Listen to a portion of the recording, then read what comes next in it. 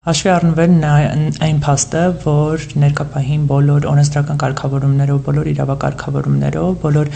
տնտեսվարող սուբյեկտները պետք է ունենան անկանխիկ եղանակով ստանալու հնարավորություն, սա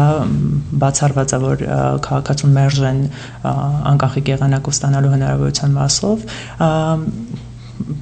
այն բոլոր քաղաքացիներին, ովքեր որ կունենան տեղաշարժման սահմանափակումներ, Միասնական սոցիալական ծառայությունը բազմաթիվ